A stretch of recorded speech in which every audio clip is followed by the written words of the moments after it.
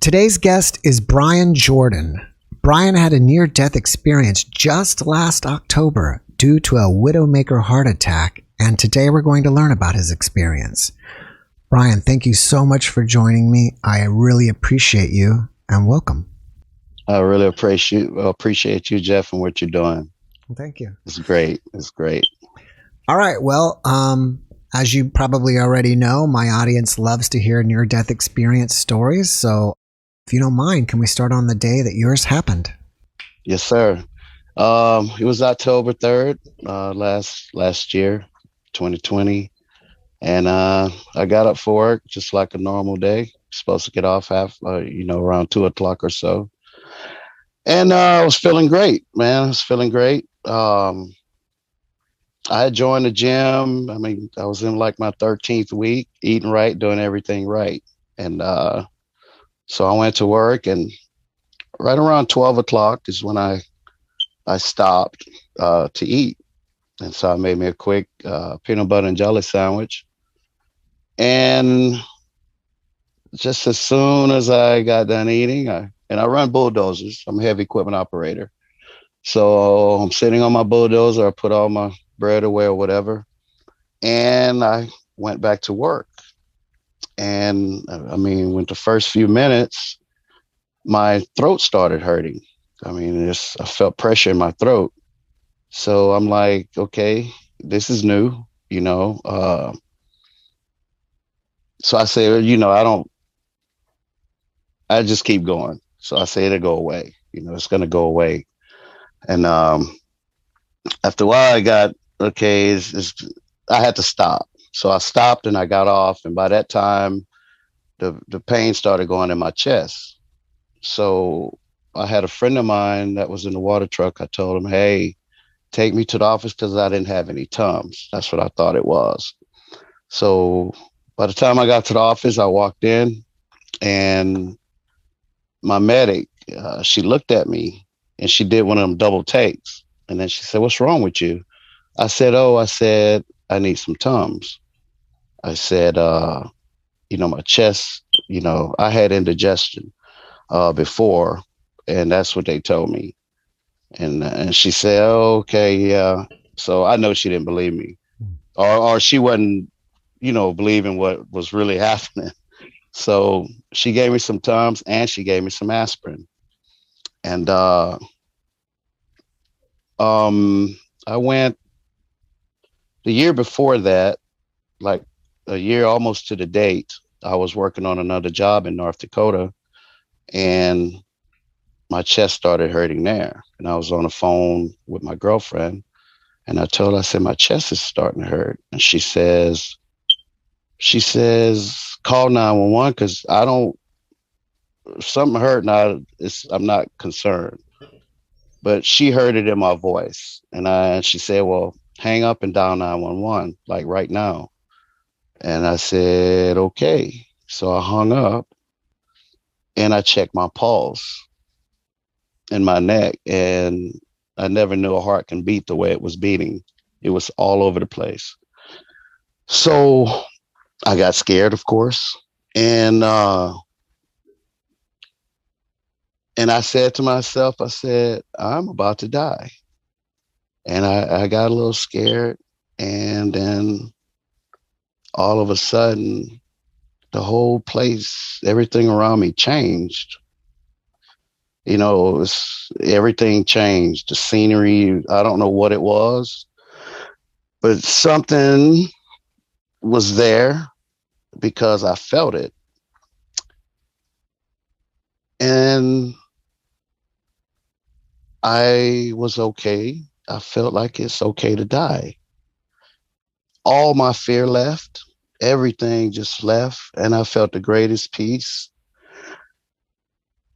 And my son was getting on an airplane because I got him a job there. So he's getting on an airplane coming there, and I'm about to die. So I said, this won't be good. And the company that I was working for, they go home to Minnesota for break, but that's 3 days or 4 days. I can't remember. So I don't like just sitting around in my camper. I work. So I was working by myself. I'm on the side of the interstate somewhere.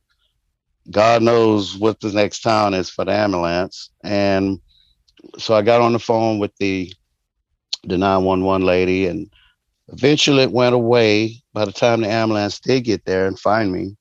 And they took me to the hospital, and the guy said, well, this machine is going to go back a few hours for your heart to see if anything was going on with it. And they checked and they said it was nothing. There was nothing there, that I had bad indigestion. So when I walked in my medic office, I was telling her, oh, no, no, this happened last year. I'm okay. Just give me some Tums. And she's like, in that piece that fell on me, I didn't tell no me. I told my mother. I said, man, I said, I got scared, and then the fear, something, I don't know, everything just suddenly got quiet, and all my fear was gone. As it was gone. So the only thing I'm worried about is my son coming in, and I got to find somebody to go and pick him up if I'm gonna die. So I wasn't worried about me dying no more. I wasn't worried about my chest hurting. I had such a peace, and I was good with dying. I said, okay, good. I'm out of here. But my son is coming. That was my only concern. So she gave me an aspirin and stuff, and she wouldn't let me leave. And then I was sitting there, and my girlfriend had called my mother again. And so I saw my phone ring, and it was my mother. I said, well, I'm not going to answer it right now because there's too much going on. My breathing was getting erratic or whatever. And then the pain went into my arm. So when it went into my arm, then I said, oh, I don't think this is indigestion. And because I know the story with the arm, if it gets in your arm. And I heard him say something about the ambulance, man. And I'm at work. There's people everywhere. And I'm about to cause a big scene. I'll say, man, I was hoping to please go away. Please go away. And it started calming down after a while. And I had a friend sitting right in front of me. I was sitting on this stool. And I told him, and I told my medic, I said, well, my pain is going away. And they said, good. But they kept asking me questions. And I was looking at my buddy. He was looking at me. And all of a sudden, I felt myself passing out. I mean, like, I hope he catch me. It was just that quick. So he caught me, of course, and laid me on the floor. So when I opened my eyes, the medic was on my chest, and she was pushing my chest. So I said, I opened my eyes. I'm like, hey, what you doing? And so she jumped off me, and her eyes was wide open. I'm like, like I scared her. Come later to find out, a heart attack victim, when they come back, they don't talk. So here I am like, why are you on my chest? What are you doing? And she jumped up and she looked at me, and then people started coming in. And she said, Bryan, she said, your heart stopped. And I said, no, it didn't. I said, I was asleep. I said, let me tell you this dream that I had. And then she started shaking her head. She said, Bryan, you died. And I'm like, I mean, imagine somebody telling you just died. And so I looked down, and my shirt was cut off, and the defibrillator was sitting there just talking. I had these patches on my chest, and then realization hit me. I'm like, wow. So then it hit me like, what did I just see? So when I fell out and closed my eyes, I was in darkness, and I can tell I was looking up. I was looking up, and I saw it looked like somebody had a flashlight or something, like way in the distance. And then, man, all of a sudden, it's like you've been in the dark for a month, all dark, and somebody stick a flashlight right in your face and turn it on. That's how powerful that light was. I mean, it was, and I knew I had hands because I tried to cover my face because of the light. And then within I guess a blink or so, I was inside the light. And I'm sitting there floating and I'm looking around and I was inside a light. And I would look up and down, left and right. And I was just in the light. And I'm like, okay. And then after a few minutes, the front of it start breaking apart like a fog. It was like a fog starting to lift, you know. And when it did, I start coming out of the light. And when I came out the light, it was like it was like a glove or something. It's like it grabbed me, and all I felt was forgiveness. I felt peace and all love.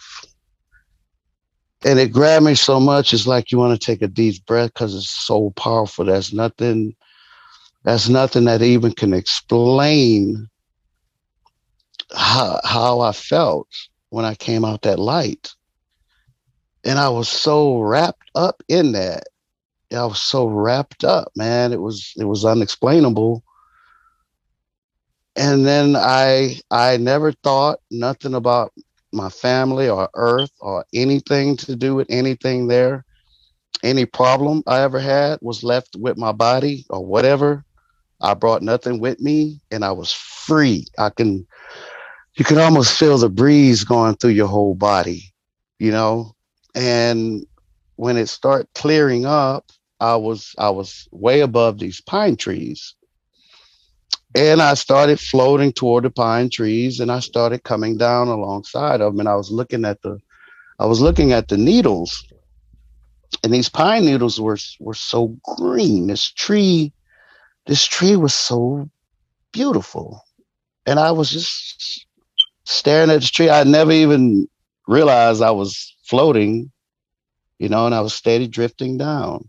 I got all the way down till I could see the base of the tree where it goes into the ground. And then I floated backwards. And these trees, I guess, was elevated and there was a drop off. So when I floated backwards, you know, my eyes are being controlled, I guess. And I would look down. And when I looked down, there was this garden. And these flower heads were huge flower heads.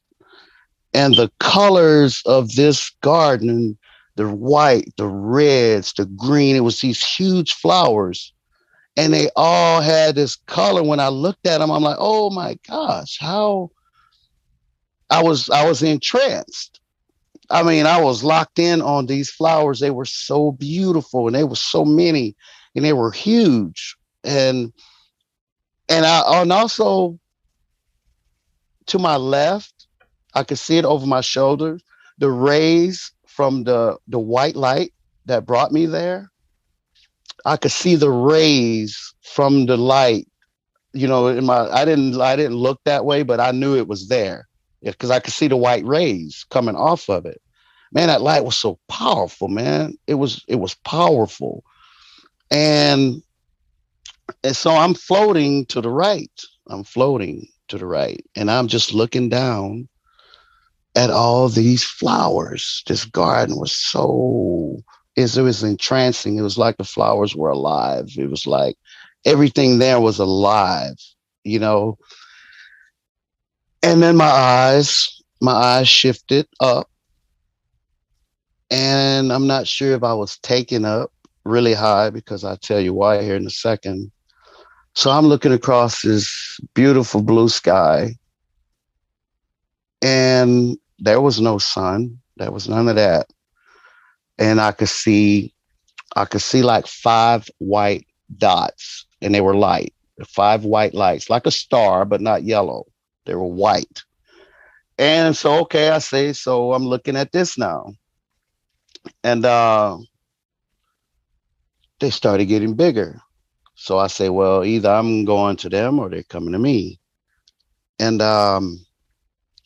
So they're getting bigger. And the closer they got, the more smaller lights start popping up. Lights just start in their own way, in their own self, just start popping up. Lights just, getting with the bigger lights that were coming. And by the time they got to me, all these lights started forming together. And I could see a head being formed. All these lights just joining together, and I could see a head, like something is being born or something. Then I could see the shoulders start coming out, and all this was light. All the lights just joining together, and then there he was. Oh my God! And he was there. He was like he was just everything formed, and he's standing there.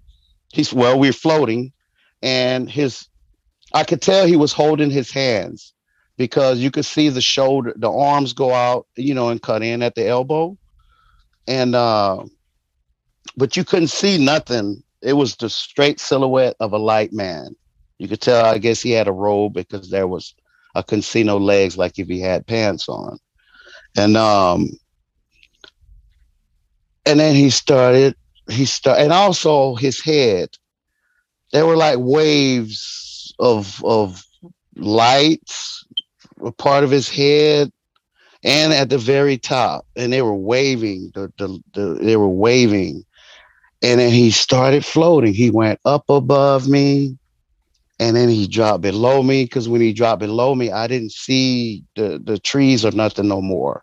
Because he dropped way below me, and you could see his head turning. Like he was doing this, and when he go above me, I could see it. He never stopped looking at me, and he did that for a while, and then he came right in front of my face. I could have reached out and touched him, and then he took off. He took off to the right, and Jeff, he left so fast. He left traces of himself. They were disappearing slowly, one by one, as he left, because he just took off like in the blink of an eye. He was gone, but I know which way he went because the traces were there and they were disappearing. And that's when I woke up on the floor. And that's when I asked the medic, what was she doing?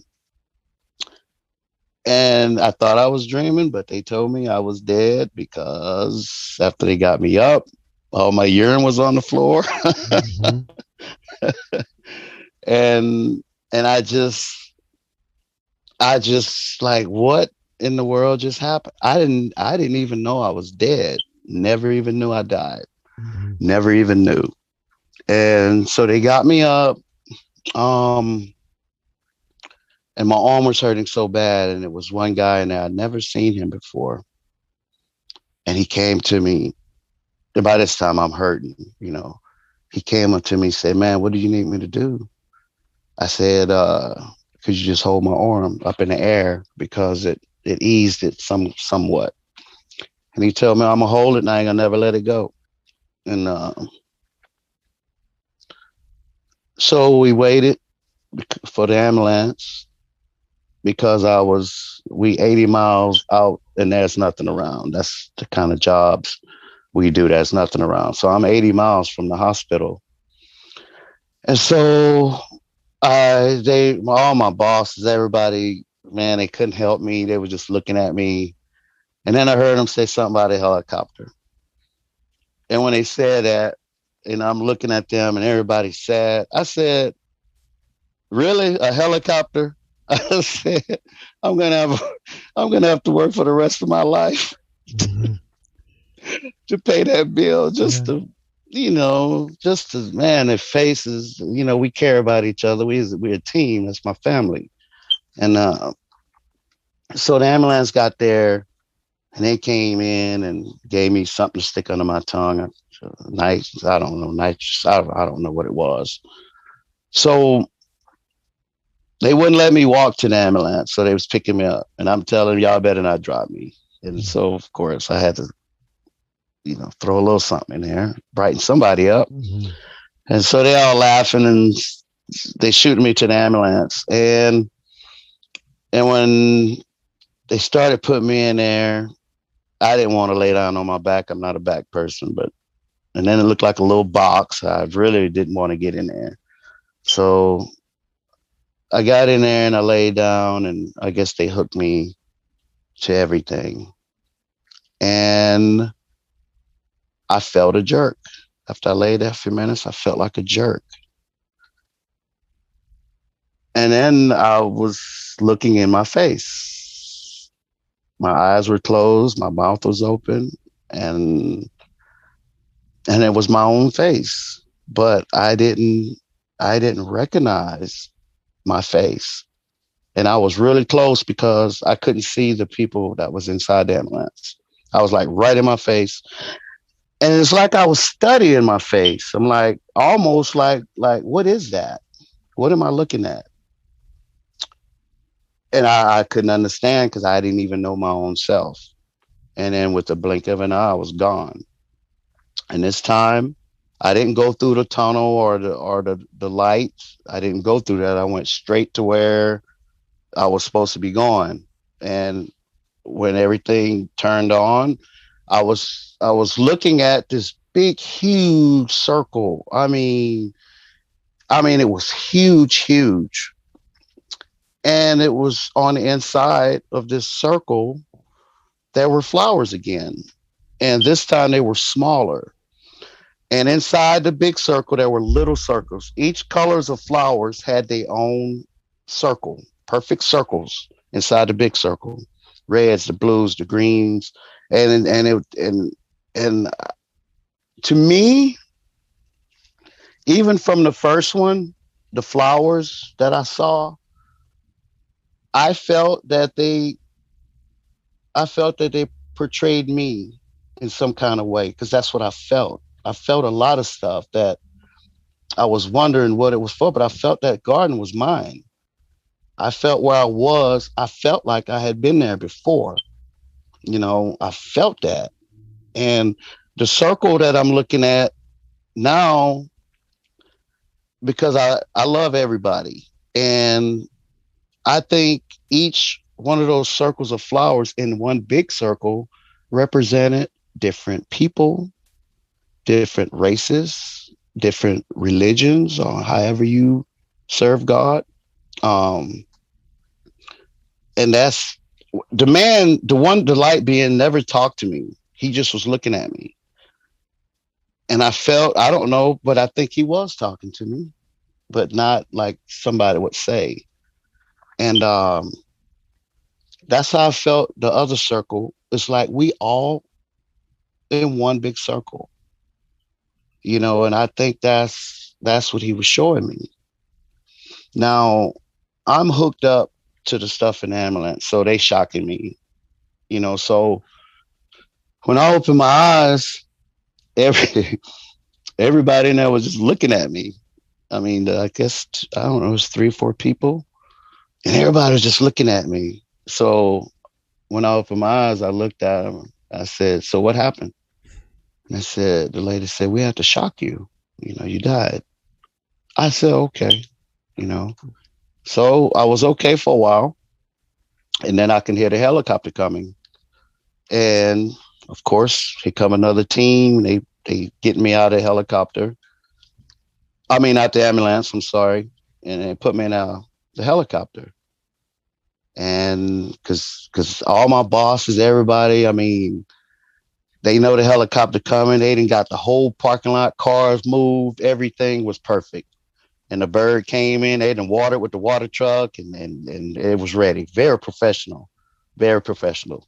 So it came in, they took me out the ambulance because the ambulance 80 miles away, they wasn't about to do that. So they put me in the helicopter and we took off. And I was okay on the flight there. So we landed on the roof and they all was waiting on me and they came, got me. And they took me down to, I guess, where they was going to do surgery because they kept yelling, blockage, blockage, blockage. It's a blockage. And I was hurting. So I went from sweating and dude with a heart attack. I was sweating so bad. The little stickers they was trying to stick on me wasn't sticking. And I wanted to go to sleep. I was so sleepy. I even asked my boss, I said, "Hey, y'all, just let me go to sleep for just a minute." Of course, they wasn't having that. They ain't nobody having that. You're not going to sleep. And so, to get me to the emergency, to the operating room, and they start prepping me. Some ladies came in. I'm like, okay, what are they doing? Four, two walked on one side of me, two on the other. And they start taking my clothes off. I said, oh my God, I'm already cold. you know? Mhm. Anyway, so then they start prepping me for surgery, shaving my groin or whatever. And I don't know. I didn't feel myself die that time because when I opened my eyes and when they put me in there, my arms were on side of me. So when I opened my eyes, my arms was over my head, both of them, and I said, hey, I said, wasn't my arms on the side of me? And the guy looked at me. He said, man, he said, you didn't feel that? I said, what? He said, we shocked you so hard your body almost jumped off the table. He said, you didn't feel. I said, I ain't feel nothing. So that time, I didn't go through the light again, none of that. It was like, bam, okay, Bryan, let me show you this. We done the light thing, come here, let me show you this. And so now, man, it seemed like I'm standing in front of this huge, huge chair. If I could have walked up to it, I would have went under it because it was just that high. And it was huge because I was looking up at it. And right about where the armrest should be, there was these flowers again on each side. I can't really remember what the top part looked like. And I didn't really know what I was looking at, but the way I described it to people, and they said, man, it sounds like you're looking at the throne of God. And okay, you know, and it was beautiful. Everything about what I went through was beautiful. And Jeff, when I was a child, I loved God. I always have. When I realized, um, when I got old enough to like, okay, who put us here? Where do we come from? And then you're hearing the Big Bang and all this and all that. I said, no, and we didn't come from no monkeys. Somebody put us here. We too perfect. So that's when I learned about Jesus Christ and God. And of course, we have the Bible and all that, and you got all these different people saying different with interpretations, different things. So okay, I'd always ask God. I said, I don't want to read nothing because it don't seem like every it's so many different ways. I said, I want to see what's there. I want to see it. I always asked him that. Growing up all through my life, I want to see, and I saw. And then people would tell me, "Oh, be careful what you ask for." Really, dude, I'd do that again. I'd die right now. I'd die right here on this TV while we talking. It was so beautiful, and I'm not scared. I had no fear.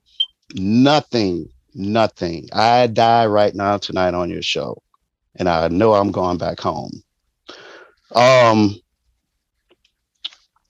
so that was, the doctor came in and he did the surgery and he left out. And I think he saw me. He saw me later on at night. And he walked in the room and I'm sitting there looking at him. He said, everybody in here calling you a miracle. I'm like, well, why is that? He said, because I'm not supposed to be talking to you. He said, which you had 3 massive heart attacks. You coded out 3 different times. And he said, there's no way I'm supposed to be sitting here talking to you. That's why everybody in here saying the miracle guy, because every now and then I'd see people look in and that's him. That's him. so he says, you're supposed to be on a ventilator. Right now you are. You're supposed to be, here you are. You're sitting here talking to me. And so I thank God for that. I knew it was God showing me what I saw. I've always asked for it. And if I want to see something again and that's what happened, then it's okay. It's okay with me. And they told me, they gave me this vest. So it shocks you if your heart get out of rhythm. And I had to wear that for 3 months. And they say in your heart,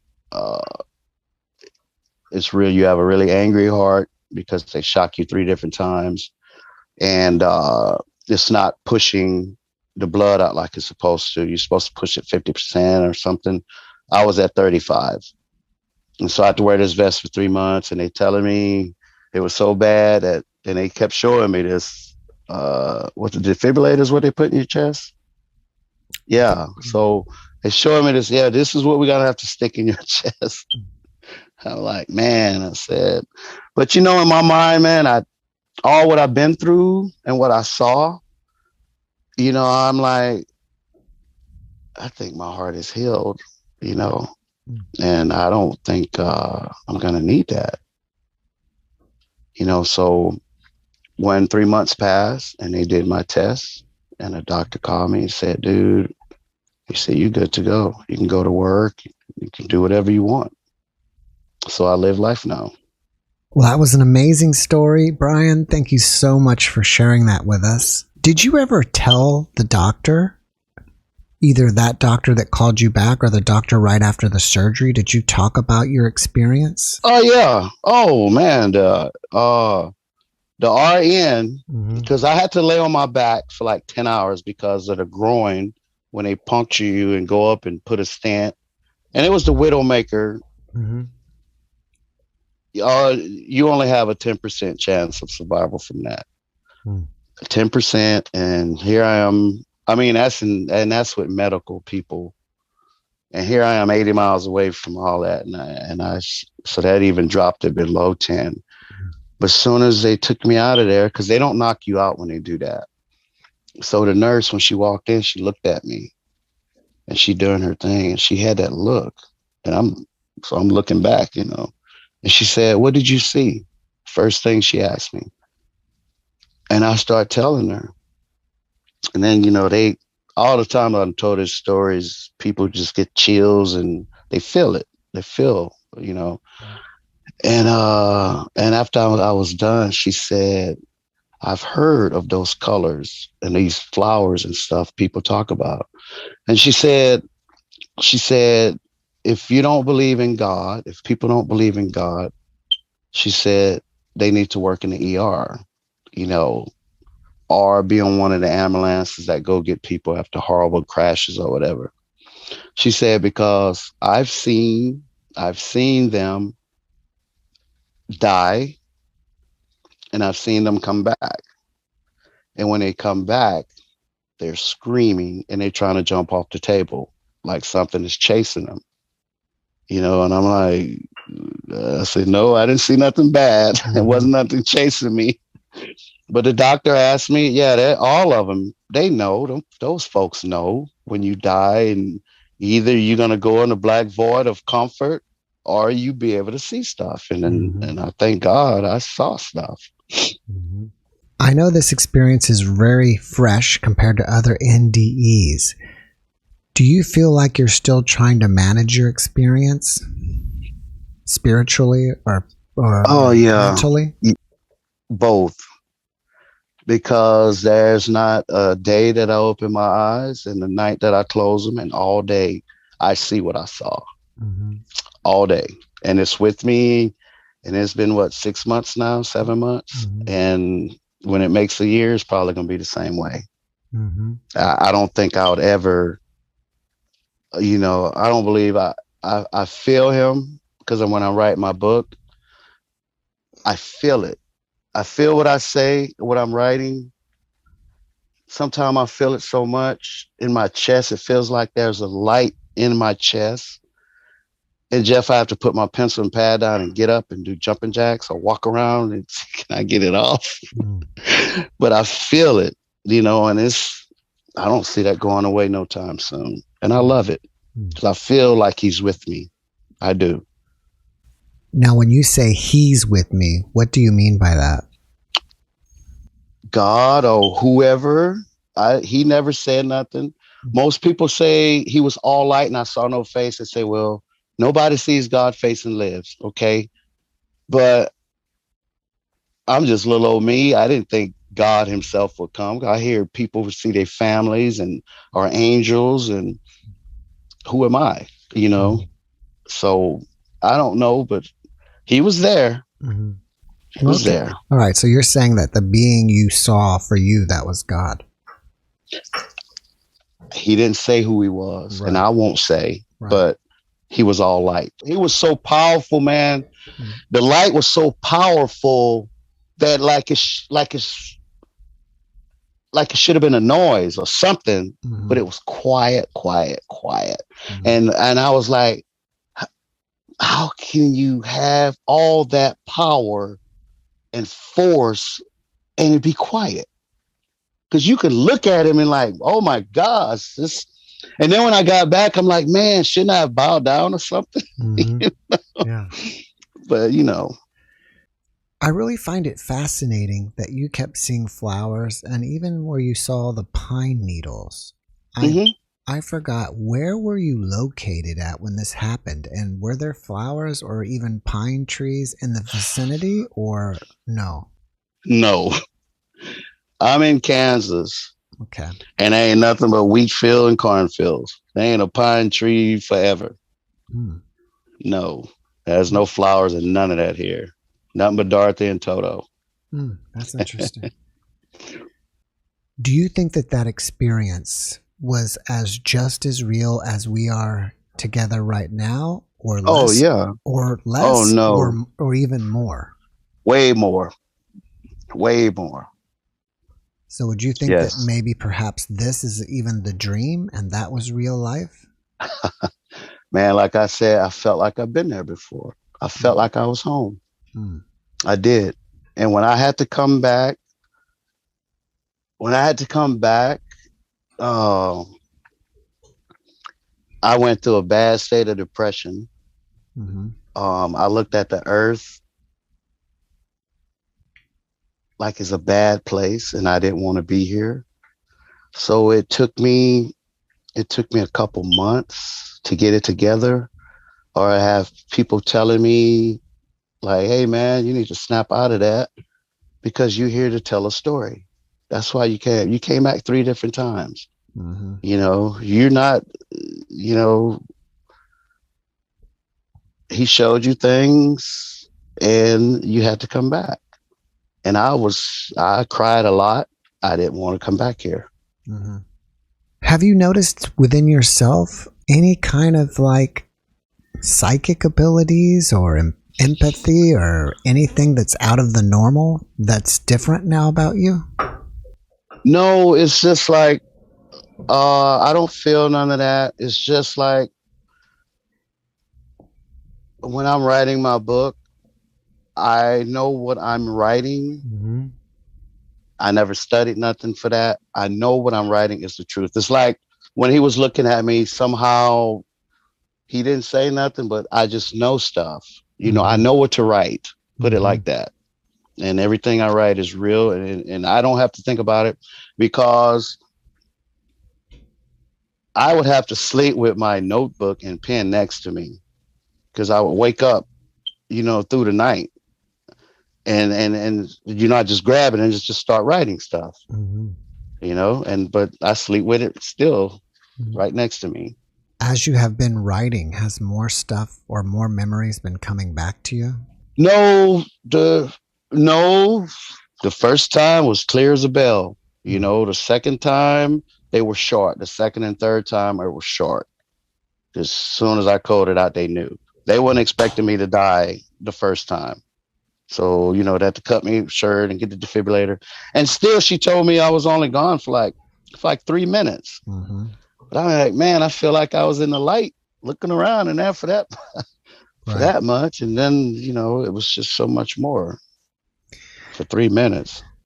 Did you happen to get a look at your own body? Did you ever look and see your hands or feet or anything? Or, just my face. So you did. I mean, I know that was the face the time I think that you were in the ambulance when you saw your face, right? Yes. But when you were in the light, or when you were with the flowers or the pine trees, is it possible that you were just energy or like an orb, or do you think you still had an energy body or something? I think and I had an energy body because, like I said, when the light hit me, I put up my hands as to. I don't know if I went through the motions of trying to block my eyes because the light was so bright. Mm-hmm. So I felt that I had a body. Some people will note that they almost, or they have like 360-degree perception. They can, it's like they see everywhere. Did you have that, or were you still just seeing forward? Yeah, I was it was like my eyes were being guided. It was like but when I was looking down at the flowers, I could see the rays, but I didn't see the light itself. Mm. So I don't think it was no 360 for me, no. Okay. Do you feel like even though the light was very bright, it was still a warm light and it wasn't a brightness that would be like burning your eyes? Oh no, it was warm. When it first hit me, it was like super bright. But when I was in it, it was a warm white light. Mm. There was nothing to try and cover your eyes or nothing.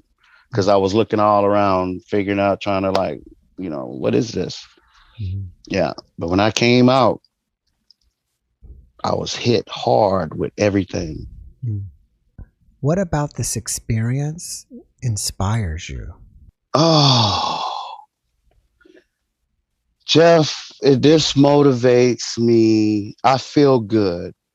After my depression, those couple months of not wanting to be here, they even told me when I was leaving the hospital, they showed me these pills. They say, if you don't take this, you're going to die. And so I thought, okay, maybe I missed one on accident, but I was trying anything to get back out of here. Um, um, but one day, and my friends stayed on me, and one day I woke up and I accepted what happened to me, and I woke up, I was happy. And ever since then, I've been happy because I want to tell people what I see. That inspires me. Everything I saw inspires me. It sounds like you have some great friends around you. Generally, how did your friends and family react with your experience? It's like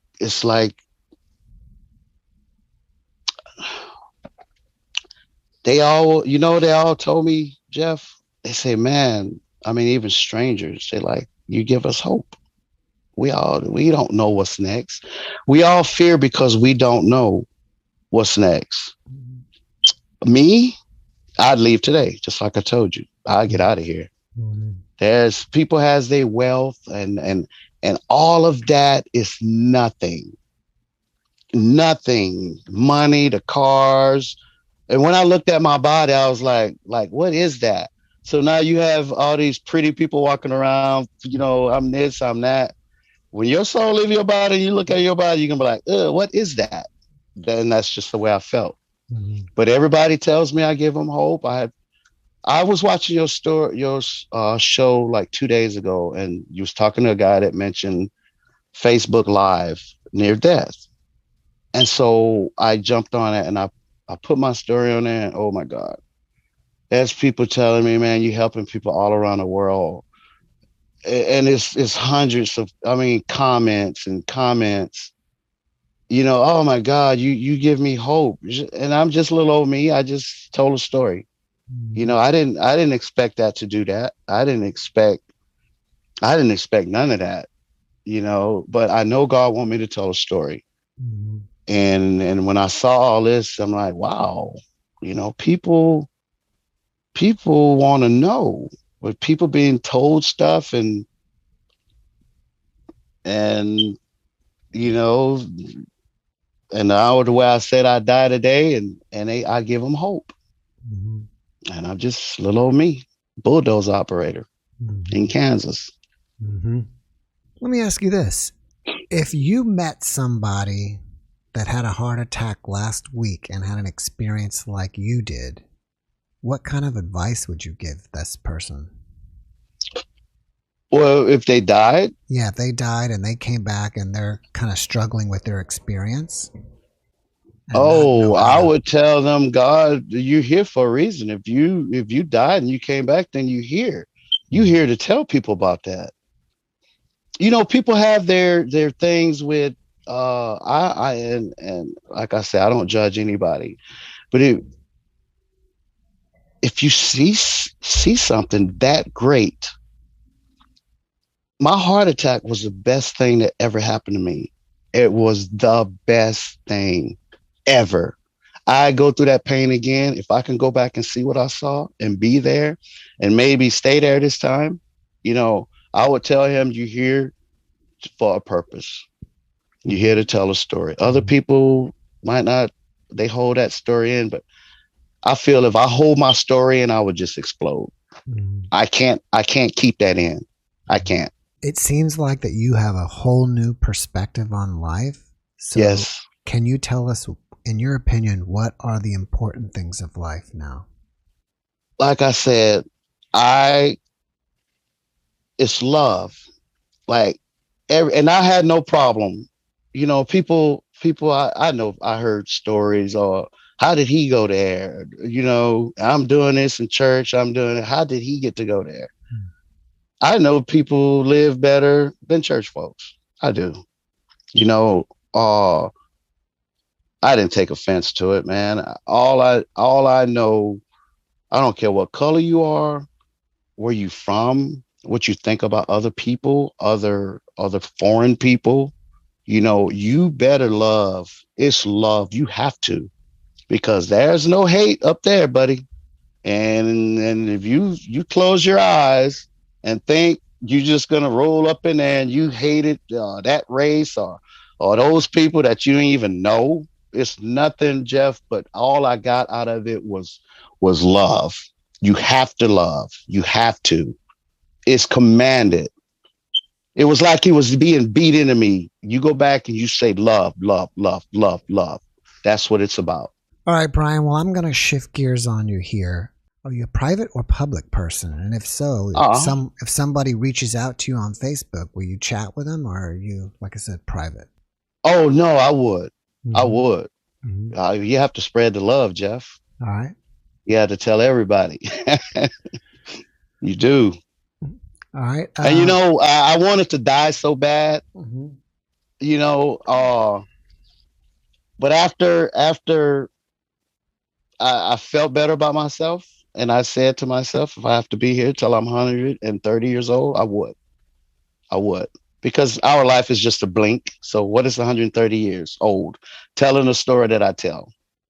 That's why I'm writing a book. So I even said, hey man, if I write this book, and I'm talking to God, I talk to God, you know, I just talk. Uh, and I said, if I write this book, can you like come get me? Mm. I was being selfish, man, but I'm over all that. I feel good. I'm here to tell my story because I'm tired of my friends getting on me Mm. about it, and I feel good. And Mm. I would love to tell people about what I went through and how good I feel about life. I'm not scared. I'm not none of that anymore. And Mm. like I told you, I die today because that first time when I got sick a year ago, I felt like a peace. Everything just dropped down Mm. and it just took my fear right away from me instantly. It was gone. And then I'm like, wow. I say this. It's okay to die. It's okay. Uh, it's okay to die. So I dealt with that for a year until I really died, and I felt the same peace. I did, and I would love for if somebody get in touch with me, I'd talk. Mm. I love talking about this. I do. Mm. I love telling everybody about this. On Facebook, is your profile just Bryan Jordan? Yeah. Mm-hmm. Okay. BRY, Brown with the Y. Okay. How far along are you with your book? Um, I started writing right after my heart attack. I'm saying maybe halfway. Um, I work a lot, so it's Mhm. hard, and stuff still hit me, and I got this note thing in my phone, and I'll stop working and jot stuff down because, like I said, it's on my mind. Mhm. It's on my mind constantly. Mhm. It's constantly there. So I'm gonna. I'm gonna get busy with it and get it to my publisher. When And you it's gonna be called Death Freed Me, because it freed me. And the word death, it sounds horrible. And I don't know how that name come up, but I mean it's not horrible. It's just got a horrible name to it.